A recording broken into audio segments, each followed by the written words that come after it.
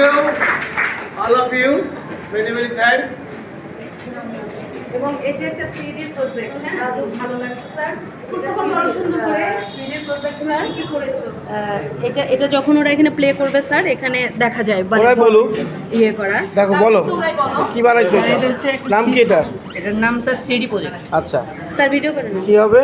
এটার ভিতরে স্যার আমরা উপরে একটা জিনিস দিলে সেটা ভিতরে 3D ভাবে দেখা যাবে। জিনিসটা কি? জিনিসটা স্যার যে কোনো স্যার একটা দাও তো, দাও কি এই যে দেখবা? স্যার এই যে দেখা যাচ্ছে। কি দিছো? অন্ধকারে স্যার ভালো হয়। উপরে স্যার ফোনে যে নিচে দেখা যাচ্ছে। ফোন বাদ দাও, ফোন বাদ দাও, উঠাও দেখি ফোনটা। দেখি ফোন দিলা তো, এটা দিলে কি পড়ে যাচ্ছে, তাহলে কেমন হবে? স্যার এটা তো ফোনের জন্য জায়গা রাখা, এটা অন্য কিছু হয় না। এটাই আপনার ফোনে যেই জিনিসটা দিবেন ওটা 3D আকারে এখানে দেখাবে। এই জায়গাটা হলো দেখাবে ওদের। বুঝিনি, আর একটু ভালো করে বোঝাও। ফোনে স্যার এটা হচ্ছে আপনার 3D মানে রিয়েলিটিতে, এখানে দেখলে মনে হবে কি এটা রিয়েলিটিতে দেখতেছি আমরা, ফোনে দেখতে হবে এটা দেখে মনে হবে কি মানে রিয়েলিটিতে দেখতেছি আমরা এরকম। আর স্যার এটা হচ্ছে, স্যার আপনার মোবাইলে কি নেটওয়ার্ক আছে? নেটওয়ার্ক এটা স্ক্যান করলে স্যার আমি স্যার এটা তো স্যার এটা স্ক্যান করলে একটা অ্যাপস নামান। এটা তো সবারই আছে। এটা কি? এটা কি? স্যার এটা ডিএনএ মডেল।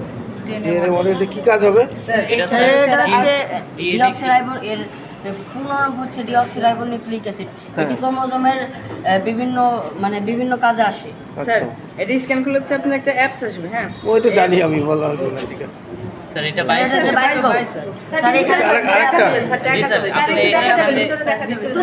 সেই গ্রামের মতো নাকি? হ্যাঁ স্যার, খুবই মজা।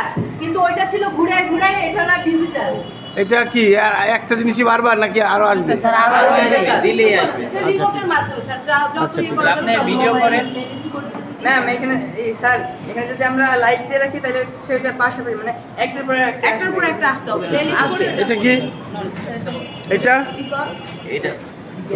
এটা স্যার আমরা মানে কঠিন পদার্থের মাধ্যমে যে শব্দ চলাচল করে সেটা আমরা বোঝাতে চাইছি আর কি।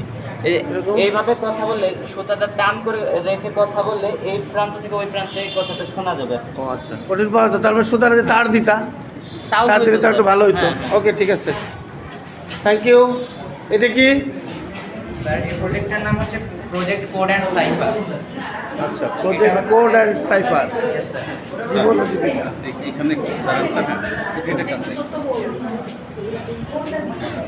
বলো। স্যার এটা হচ্ছে মূলত দেশের জন্য যেসব এজেন্সি কাজ করে, যেমন আর্মি আছে, এয়ারফোর্স আছে, পুলিশ আছে, তারা কোনো সিক্রেট মিশনে গেলে তখন এটা ব্যবহার করে থাকে। কারণ সিক্রেট মিশনে সন্ত্রাসীদের সামনে প্রকাশ্যে কোনো মেসেজ দেওয়া যায় না, তাই এই কোড ল্যাঙ্গুয়েজে দিলে তারা সেটাকে ডিকোডিং করে তখন সেই আসল বার্তাটি উদ্ধার করে।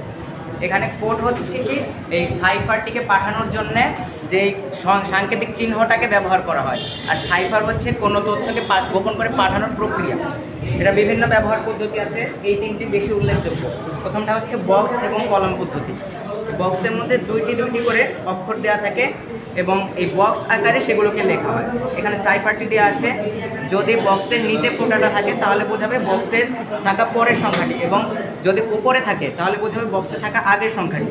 এখানে সাইফারটি যেটি দেওয়া আছে সেটি কেউই বুঝবে না, তাই এটি বেশি ব্যবহার করা হয়। সেই জন্য বার্তাটি এখানে লেখা আছে, প্লিজ হেল্প মি, অনুগ্রহপূর্বক আমাকে সাহায্য করুন। তো দ্বিতীয় যেটি, সেটা হচ্ছে সংখ্যা বা নাম্বারিং পদ্ধতি। এখানে অক্ষর অনুযায়ী নাম্বার দেওয়া হয়, যেরকম এর মান হচ্ছে 1 এবং জেড এর মান হচ্ছে 26। সাইফারটি এখানে আছে 28, 9, 19, 16, 12, 1, 3, 5, 9, 19, 18, 9, 19, 11, 25।